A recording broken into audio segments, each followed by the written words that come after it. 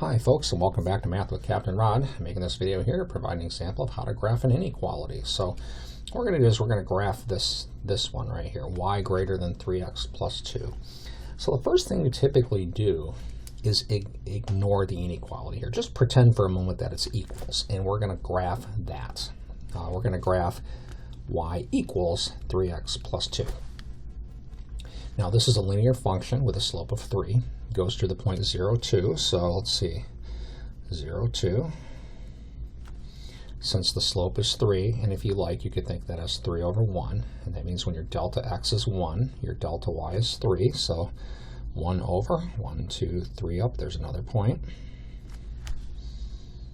All right, now we can finish the graph here. Now before I sketch it, or actually finish this graph, now we're going to discuss the inequality part.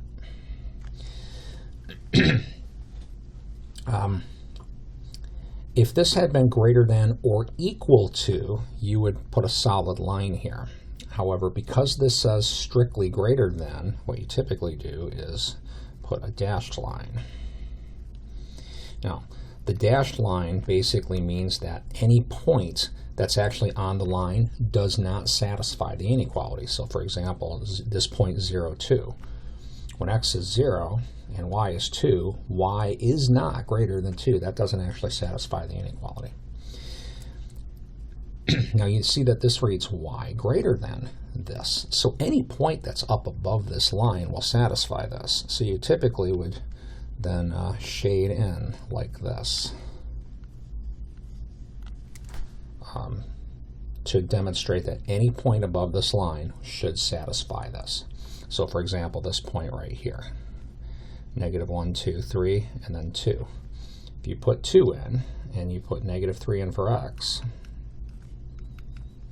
on the left-hand side you have 2, and on the right you have, let's see, negative 9, negative 7, and 2 is in fact greater than negative 7, so you get a true statement. So this is an example of how you graph inequalities. In this case, this was already solved for y. It read y greater than, which told me to shade above. A lot of times it's easier to use a somewhat different method than that, because sometimes you'll be graphing things where it's just not real convenient to solve it for y.